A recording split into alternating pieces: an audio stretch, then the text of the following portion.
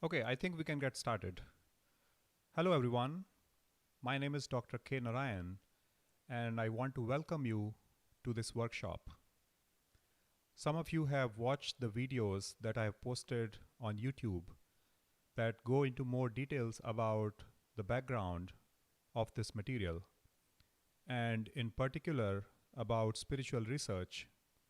I talked about past life regressions and near death experiences. In the first video that's there, it's called Science of Spirituality Video 1. So, going on, this particular series is about soul lessons. And these are lessons we all came here to learn. Now, most of us are not conscious of what these lessons are. And this effort is to make us aware of what these lessons are and how we can best learn them. So, one of the key lessons that we all came here to learn is the lesson on conscious living. Unfortunately, most of the people on this planet are living unconsciously. And when we are unconscious, we create disharmony, conflict, lack, and suffering at both personal and planetary levels. The foundational understanding that's needed to live a conscious life is that we are creative beings. From the moment we are born, we are constantly creating. Think about this. We begin the human incarnation with just two borrowed cells, one from the mother and the other one from the father. And starting with these two borrowed cells, we are able to create an entire body. In yoga, the physical body is called the food body because we create this body by just eating food and converting that food into living matter. We are also able to create all other things. For example, we create a mind. We create relationships with other people on this planet. We are able to create money. We learn skills that make us valuable in this world.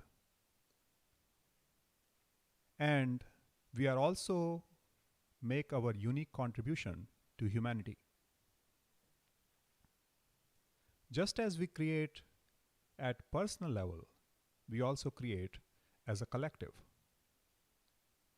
If you look at structures that we have created around us, these are created by the collective mind or the group mind of thousands, millions, and in some cases, billions of people working together. This includes the society in which we live. This could be just your local community or could have a much bigger context that is expressed in a culture. A culture has its own way of expressing itself. It also has mass beliefs about reality, how human beings should relate to one another, and even our relationship to the source. Then we have much larger systems, such as economy, which includes professions, systems of trade, manufacturing, structures such as the Federal Reserve, and so on. We also have science and arts and technology, whether it's technology of how we communicate or how we generate electricity. And then we have governance at local or national levels.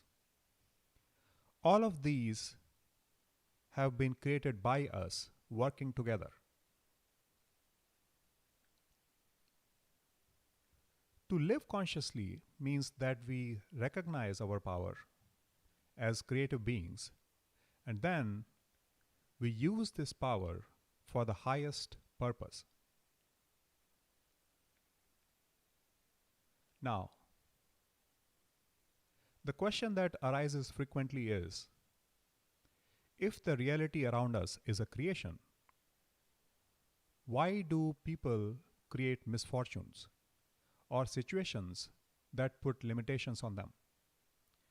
To understand why, we need to understand our true spiritual nature. If you have watched the videos on the website, I go into more details about them. But to summarize, this physical reality is a simulation that is created so that souls can learn and grow. Since this particular reality is based on duality, all lessons can be learned from totally different perspectives. To give you an example, let's say a soul wants to learn about financial prosperity. One way to learn about financial prosperity is to be born in a wealthy family and always have money available throughout the incarnation. That's a very comfortable way to learn about financial abundance. Now, a more interesting way would be to be born in poverty and work one's way up through growth and by mastering principles of financial abundance. This way is obviously much more challenging, but it also allows greater creativity and growth.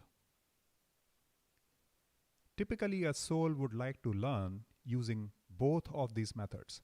So, it would be a poor judgment on our part if we ask the question, why is this particular person born in poverty?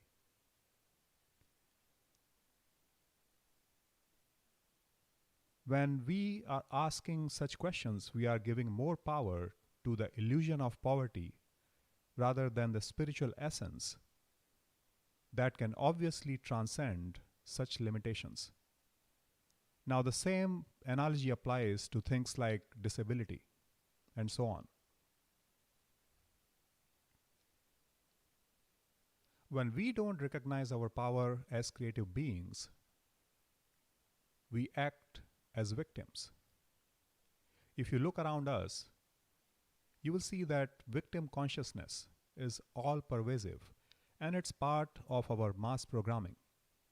If you turn on the TV, you'll be inundated with information that tells you that you are a helpless being who is powerless to change anything about things such as misfortunes, accidents, political constraints, economy, the virus, and so on. One of the markers on the path of spiritual growth is when we let go of victimhood and fully own our power and become responsible. Responsibility is the ability to respond. When we become responsible, we understand that everything that lies on our path is an opportunity to grow. And our spirit can always grow through adversity and challenges if we allow it the possibility to do so. Now, just as an artist creates lots of works of art and improves in the process, we also create what may not serve us. This is not a problem in itself. Just as all of your creations when you were 4 years old were not polished or sophisticated, does not mean there's anything wrong with them. They were the necessary intermediate steps in your journey of growth. Similarly, when we create, the only way to grow sometimes is by creating things that may not be perfect. This includes the relationships you might have created. This includes the body that you have created, and so on. The problem arises when we become so entangled and attached to our creations that they become a hindrance in our growth. This would be similar to a painter who paints a painting, and now, instead of moving on and creating a new one, he decides that this is the only painting he is ever going to create, and then clings on to that painting. In that case, the painting would become a trap. And this is true of our creations too. We might create a relationship that does not serve us. We might create a financial situation that may not serve us, and that's okay. The point is, we need to move on to something better that will serve us. And to do that, we need to let go of what we have right now.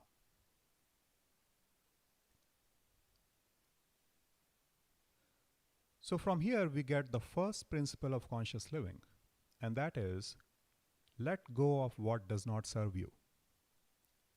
When we hold on to what does not serve us, we block the creative flow of energy from the universe to create something new and better. An example of this is, think of a room which is so cluttered with old, broken down furniture that there is no space. Unless you clean that room and remove all the junk, you can't fit new furniture, no matter how expensive or beautiful that new furniture is. This idea of clearing our space applies to our emotional, mental, and spiritual space too. We may have emotional clutter that is keeping us stuck in destructive patterns.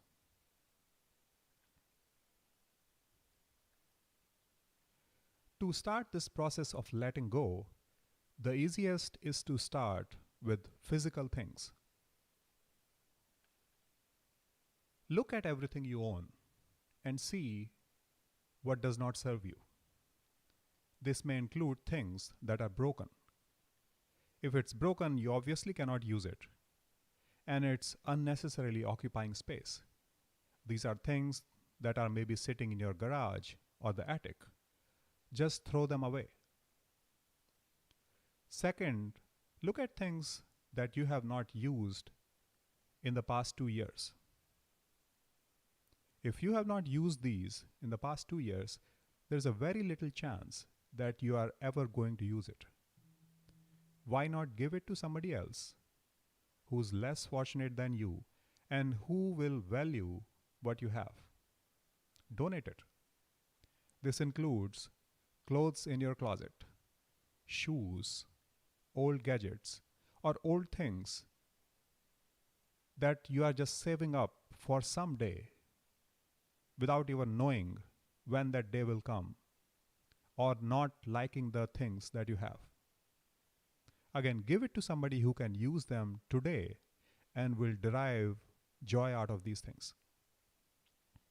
Next, look at things that don't bring you joy. These are things that work, but they don't work the way you want them to. You might have bought these on an impulse or without thinking. Let go of them. Going forward, commit to owning only what brings you joy. This means you won't be buying things just because they are on sale or because you cannot afford what you really want. But why not wait till you can afford what you really, really want? Now, I'm talking about small items here. It's the coffee machine, or the toaster, or your computer. I'm not talking about a luxury car here. If you look at your time and the value you get out of things, you will see that it's the small things that are most used and provide the most utility.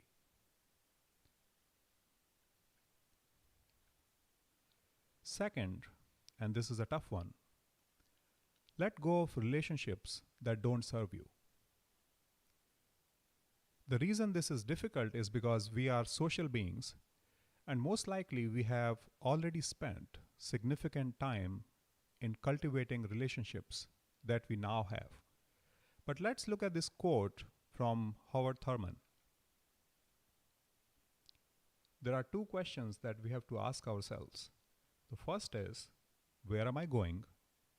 And the second is, who will go with me? If you ever get these questions in the wrong order, you are in trouble. In other words, your purpose has to determine your relationships, not the other way around. Some of you might have drinking buddies that you have hung around for many, many years. And when you get together with them, all you do is talk about the same old things, and there is nothing new. If you ask yourself, why am I doing this? You will find out that you have all become comfortable with each other. And that comfort is based on nobody in the group expecting anything more from anybody else. Why not challenge yourself and surround yourself with people who are growing? You won't feel comfortable around these people because they are going to challenge your complacency. But it would be so much better for your own growth. Next, let go of beliefs that don't serve you. As I have covered in the previous lessons, beliefs are the fundamental building blocks of your life. If your life is not working, most likely it's because of beliefs that don't serve you. The key is to recognize that you are not stuck with these beliefs, but you have the flexibility of throwing away the beliefs that don't serve you and adopt new ones that will serve you. Let go of beliefs about lack. Think about this. This universe is infinite. There are countless stars in this galaxy alone. To exist in such a universe and believe that you won't be supported in your heart's desire is ridiculous. You may have deep feelings of unworthiness.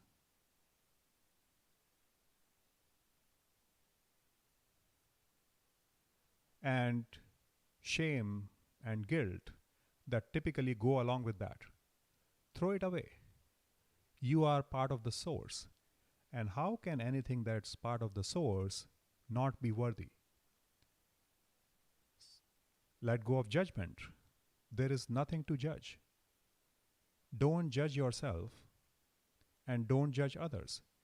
We are all expressions of the same source. This does not mean that you become complacent or you hang around people who are not good for your growth.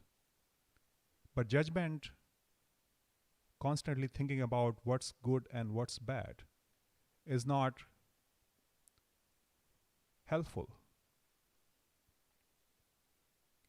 Now, let go of beliefs in loss. Nothing can be lost. In this universe, everything just transforms into something else. The biggest loss that you can experience in this physical reality is death. But think about this. You are eternal beings. What you call death is just the end of a particular incarnation. But you will be able to create hundreds or even thousands of such incarnations if they serve your growth. Lastly, let go of the lack of trust. Your life has a purpose, and the universe is going to support you in that purpose. There is a lot of planning that has gone into this incarnation.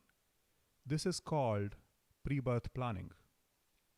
And the book that I already referred to is called Your Soul's Gift. Can give you more information about that. So, a lot of planning has gone into this incarnation that you have right now. The only person who can ruin those plans is you. And you typically do that by being held hostage by fear.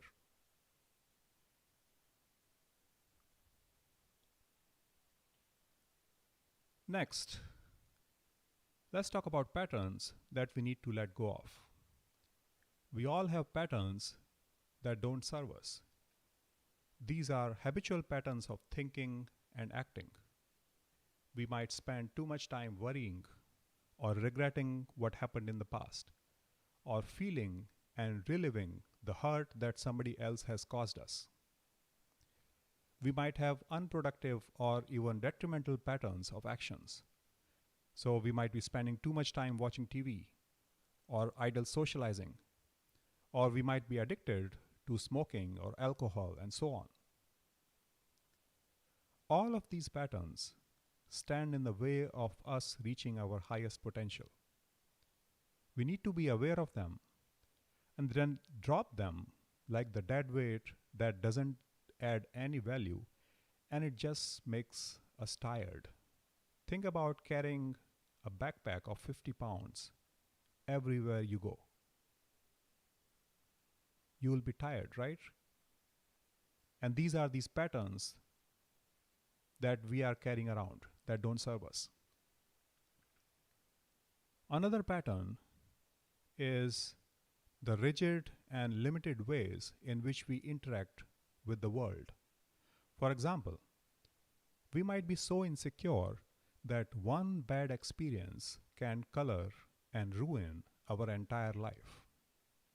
For example, we might have loved somebody only to be betrayed. And we might close off our heart and say, I'm never going to love again. That's a completely wrong conclusion from a worthwhile experience, and hence, it's a tragedy. If somebody chose not to love you, that's an opportunity to look inside yourself and see what is going on.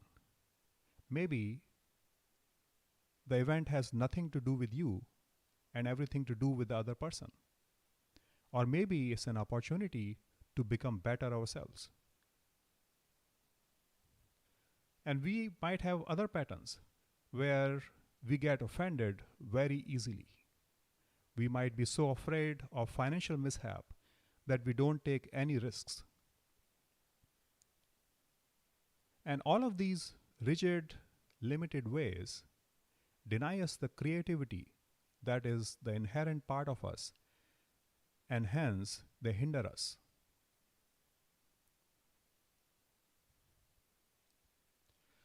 The second key to conscious living is intentional living.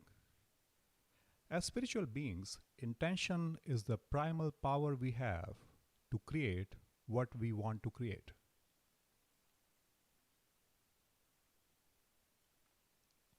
The first step here is to be clear about what you want to create and then have a very clear why.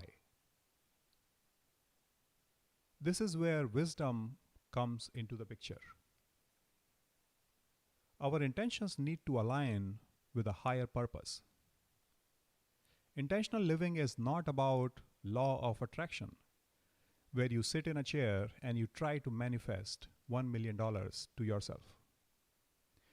If you have a very limited ego perspective, that $1 million is going to do you more damage than you can imagine. If you look at studies of lottery winners, people who suddenly get a lot of money, they are worse off after a few years down the road. So just because you want something, it doesn't mean the universe is going to give it to you. Your intentions have to align with your higher purpose. To know and understand this higher purpose, you need to first grow in your understanding and wisdom about your true nature, and then find ways to express your soul purpose through physical means. Second, our intentions need to be refined and become spiritual in essence. For example, when you are a beginner, your intention might be to make money. But as you grow in your understanding, you realize that it's not money you are after, but abundance. Abundance is a state of mind that you need, and you understand in that state that it's not specifically money, but there is so much more in order to live your life purpose and serve. So you might have to think about resources such as free time, genuine connections, doing what brings you joy, growth, and contribution. So instead of focusing on physical manifestations, set your intention to first of all become wise and to know what lies in true alignment with your soul purpose. The third key to conscious living is conscious action. Conscious action is not just doing, but when doing is combined with growth and wisdom. The simplest fundamental understanding we need to have in that doing is we need to respond, not react. When we respond, we think about what is the appropriate thing to do in a particular situation. When we react, that's an unconscious action that it's like a habit that automatically springs forth without us giving any thought. And then, as I said, conscious action is more about thinking, growth, alignment than just doing. So there are 4 parts to conscious action. The first is learning. This is learning about yourself, your true mission, and ways you can best express your soul purpose. The second is action, with the understanding that the current method of action is not a permanent thing, but you will have to look at the creation and see what is the right action. The third is reflection. When you look at the creation and see if it aligns with your higher purpose. And lastly, adjustment. This is again about alignment and changing what needs to be changed in order to create what you really want to create. Okay, this is the last slide, and this is the final message I want you to get from this presentation. And that is, be willing to do what needs to be done. Most of us are really good at talking and discussing and philosophizing, but very few of us are willing to do what it takes. If you want to do something big with your life, it is going to stretch you. It is going to make you uncomfortable and scared because it is going to demand more from you than you can imagine in the current state.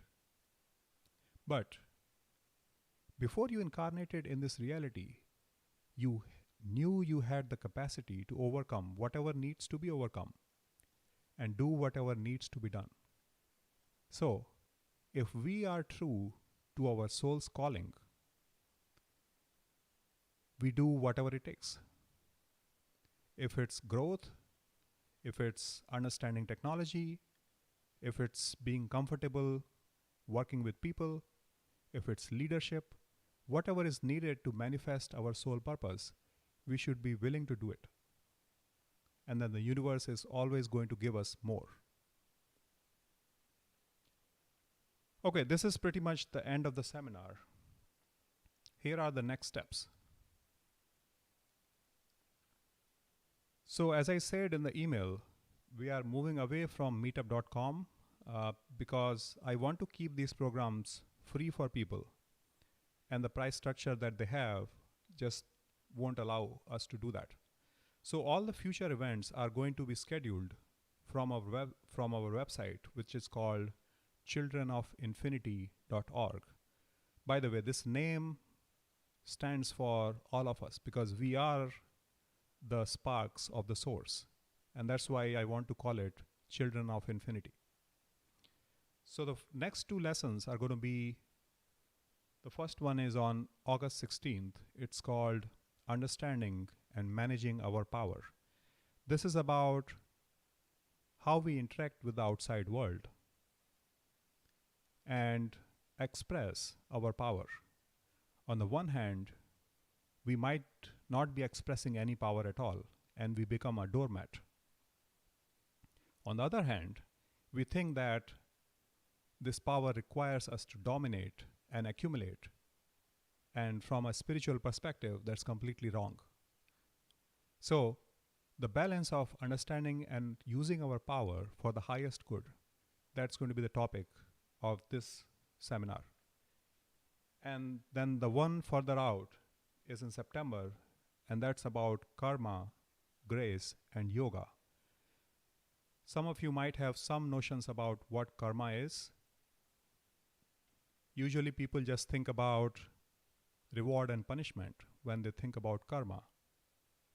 But that is such a limited perspective. They have very poor understanding of grace.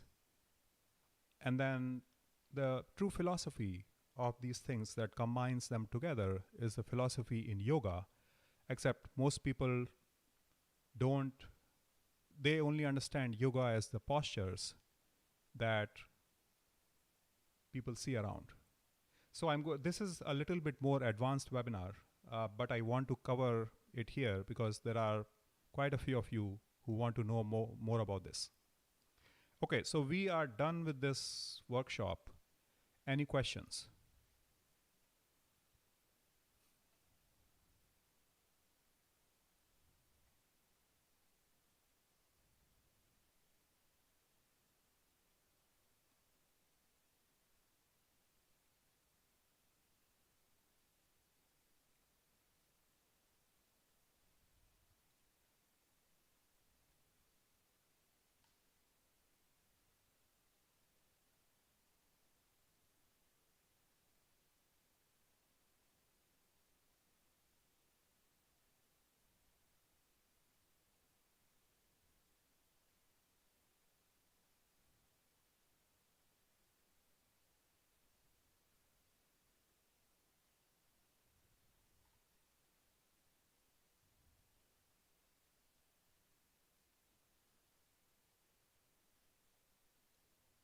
Any questions that anybody else has?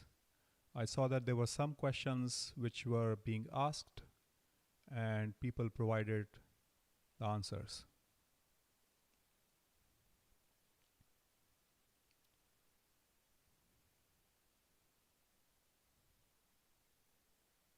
Questions about, will you send us the slides? What I typically do is I create these lessons into videos that I put on my website so that you have access to the full information, but that typically takes a few weeks. Some questions about what is the best way to find your soul's purpose. If you look at the second video on this channel, that is about finding your soul purpose and aligning with it. So watch that video. I think that will help.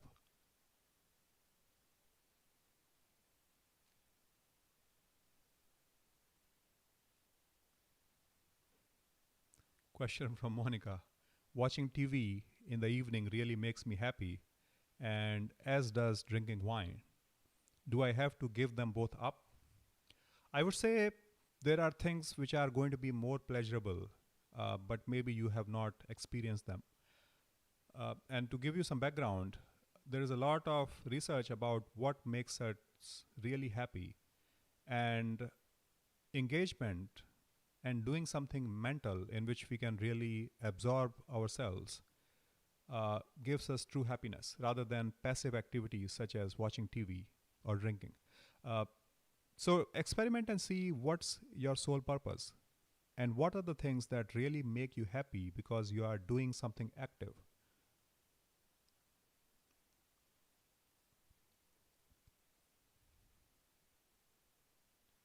Again, the second video in this series is about aligning with your life purpose.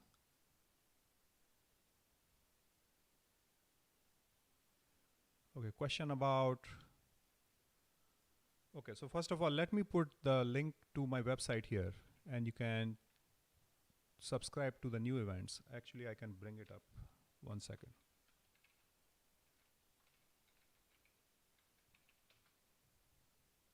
So if you go to this website,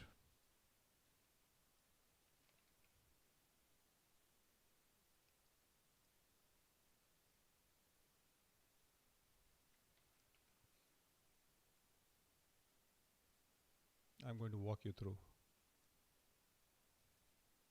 This is the site, and it has this section for events, and these are the future events. So conscious living, this is today. This is understanding and managing our power.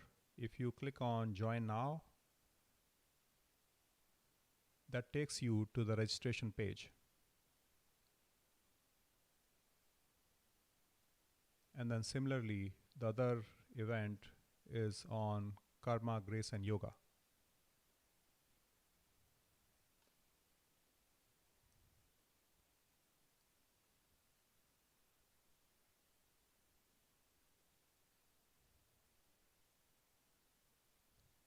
Question from Jim. What kind of work can you do to let go of false beliefs? Actually, that's an excellent question. I would recommend, there is a workshop that's done by Bashar on this changing core beliefs. Let me just bring it up.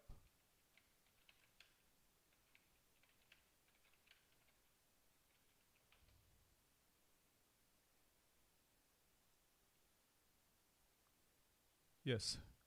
So if you look at, I don't know if you can see it here. Go to basharstore.com, and if you search for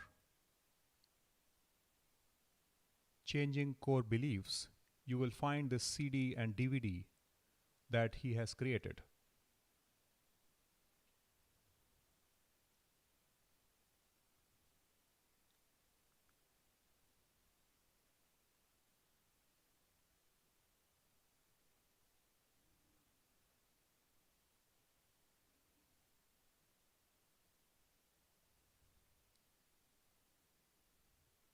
Okay, by the way, lots of people have questions about groups.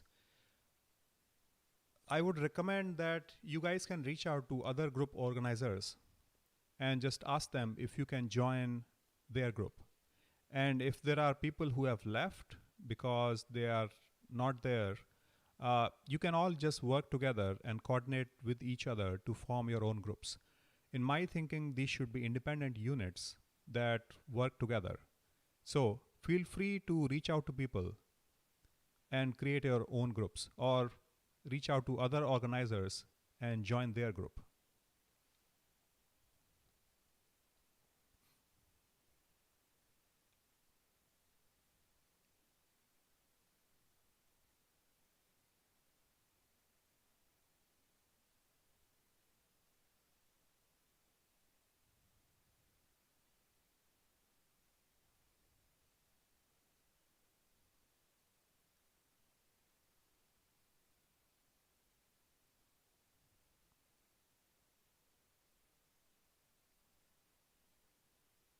Any other questions related to the material that we covered today?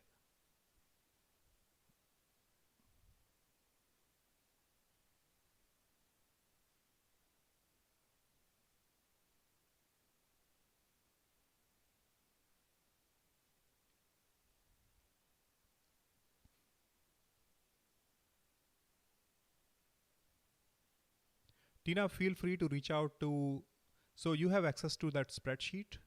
You can just reach out to the facilitator in the group that you want to be in. I think this is a download. This is not actually a CD. If you click here, I think you should be able to check out just the audio.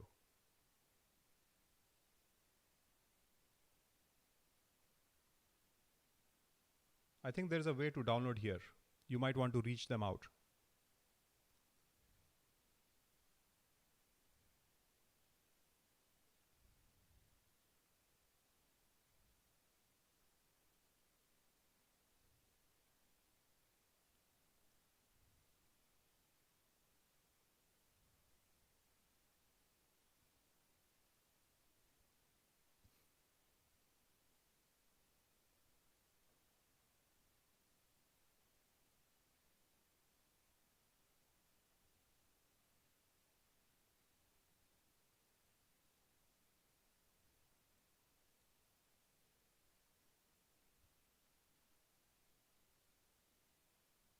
Yes, this one has MP3 version.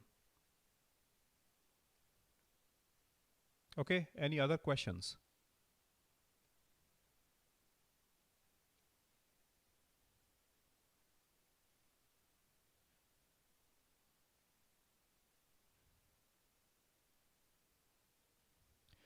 All the lectures are on the same YouTube channel. So if you go to the channel and look at videos, you will see the previous lectures.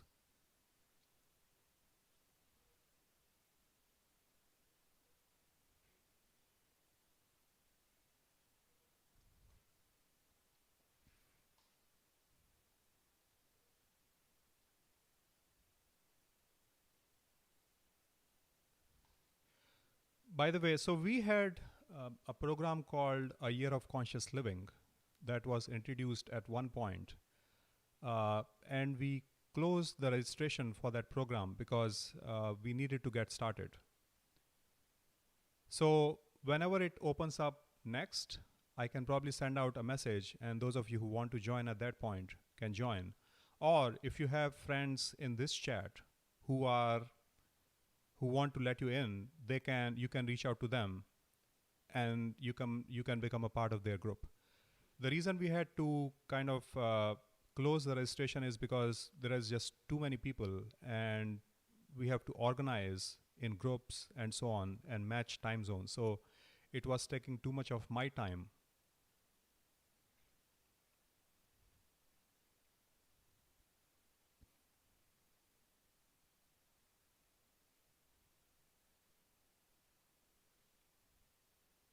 Okay, any other questions? We still have 15 minutes.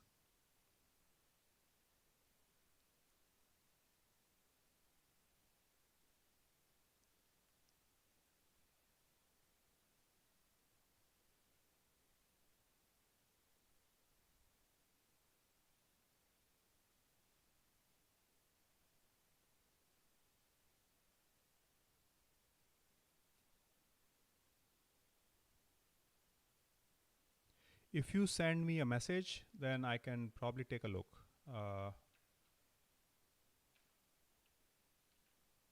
My email is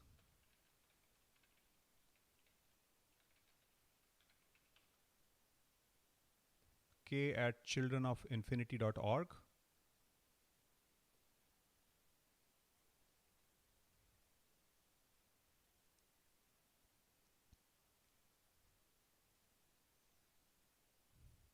Yes, you can join the existing groups. I just want to have somebody here who is an organizer if they want to absorb you in your group. So we are not going to be using Meetup anymore for our platform, but we will continue with the workshops. So the messages that you get about where the next events are will be coming from a different platform instead of coming from Meetup.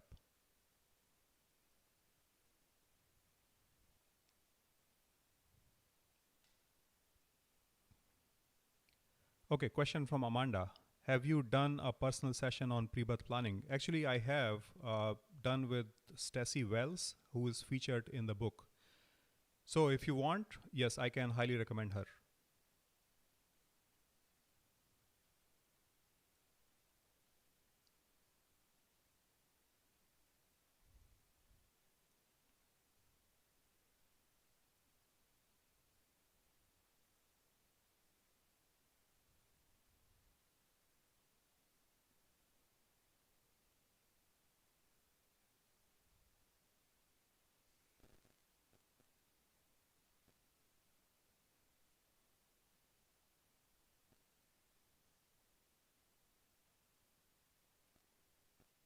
Question from Carissa. Any advice on discerning fake from real channelers? It's all a matter of power. A real channeler will always try to give the power back to you. Versus the fake ones, they try to take the power away from you, and they are probably going to use things like fear and manipulation. So you can kind of read through them.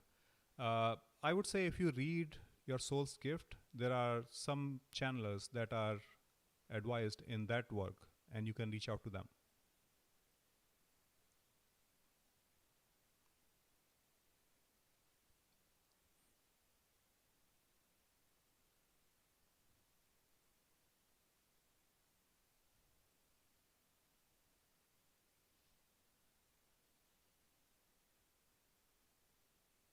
Yes, actually, that's a good point. So if you go to my website, and these are the recommendations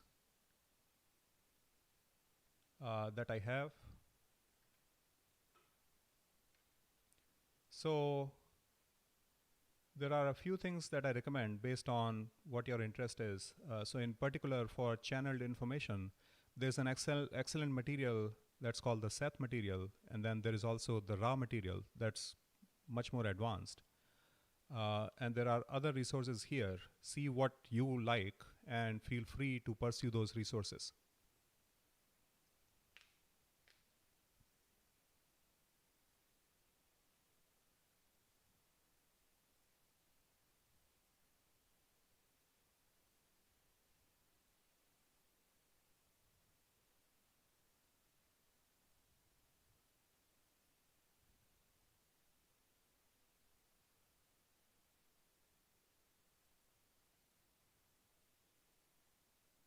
Christine, the next assignment is going to come in about, I think, a week or 2 weeks.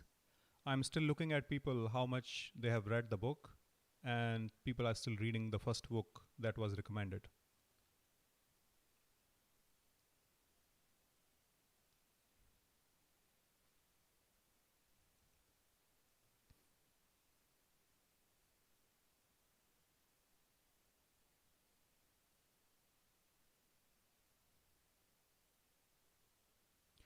Chief, feel free to look into that Excel sheet and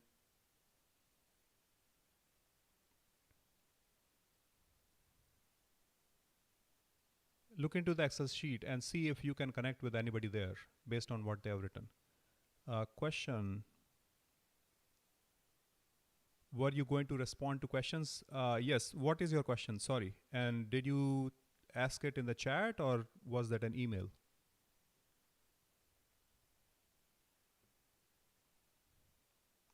By the way, that book is also available on audible.com, which you can instantly download and listen to.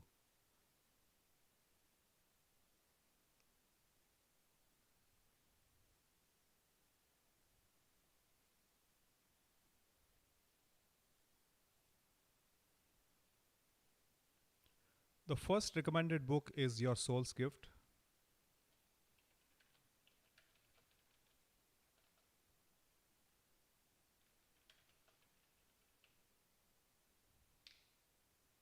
I typed it in the chat.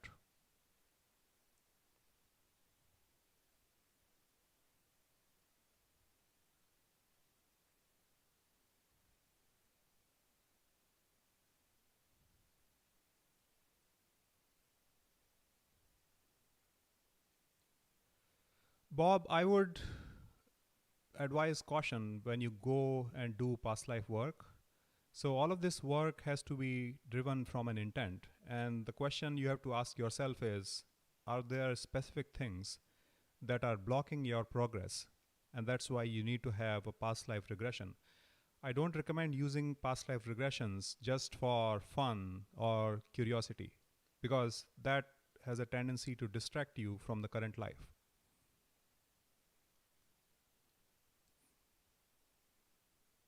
Carol, that Excel sheet is because there was a registration period and that period is closed. But I think somebody in the chat said that they still, I think Marcy said she still can let you join her group. So if you want, you can directly email her. Her email is right above in the chat.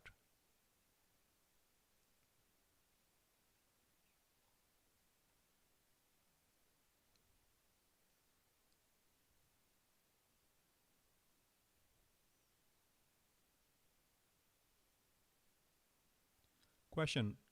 How can we overcome the guilt of asking for more abundance while many are suffering? The two things are unrelated. And always remember that by suffering more yourself, you are not really alleviating anybody else's suffering. You are adding to it. So, the first job we have is to fix our own life.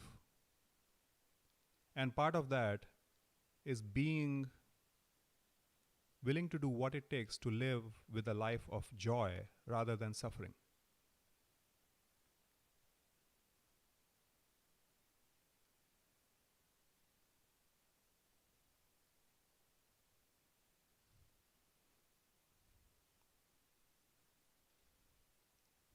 Does that answer your question?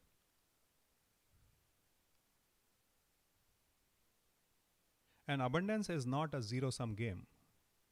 So it's not that if you have more abundance, somebody else is going to have less. That's not how it works. Think of it as a light. When one candle is used to light another one, it's not like the light goes away from the first one. It's just more light. So true abundance is like that.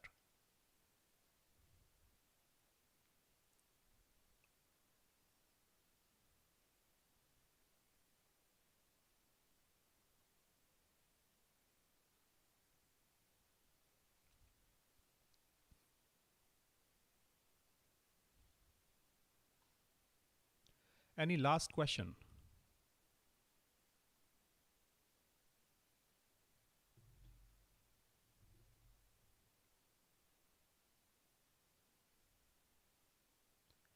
Sure. Anita has a question. Maybe we can have a WhatsApp thread to talk amongst the groups. I'm all for it. If the group agrees and people want to do it, please go ahead.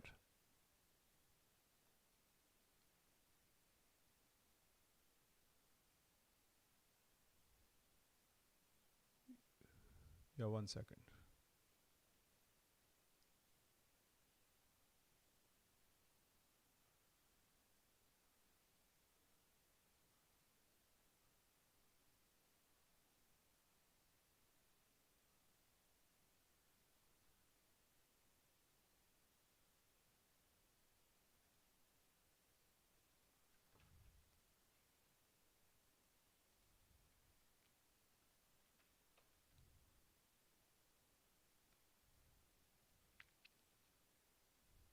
I put Marcy's email up here. Question: what are the healthiest way of eating? What diet do you suggest? I would recommend reading a book. It's called The China Study. Let me just type it here.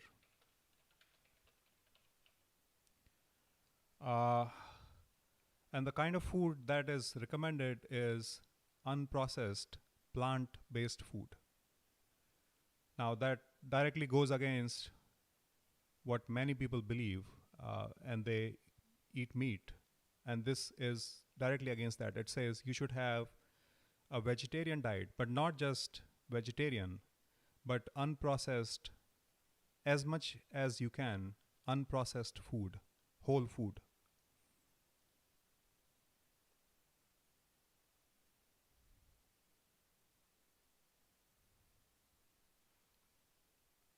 And there is a lot of research that shows that there is a direct correlation between meat and problems such as cancer, heart diseases, and so on. There's another book, let me type it here, it's called How Not to Die. If you want, that's a thick book. If you really want, you can read that one also.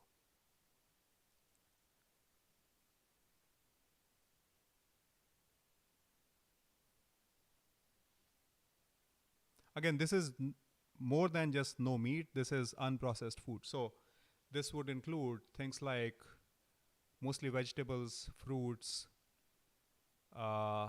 letting go of all things such as soda, chips, anything that is processed. And in the process, all the nutrition is lost. And all you have is things that put burden on you.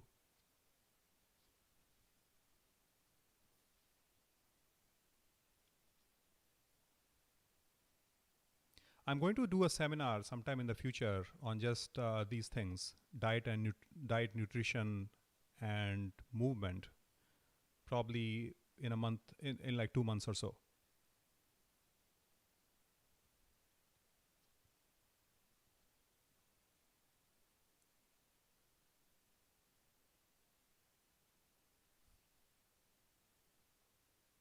Okay, if there are no more questions, thanks everyone for joining. I hope to see you in 3 weeks.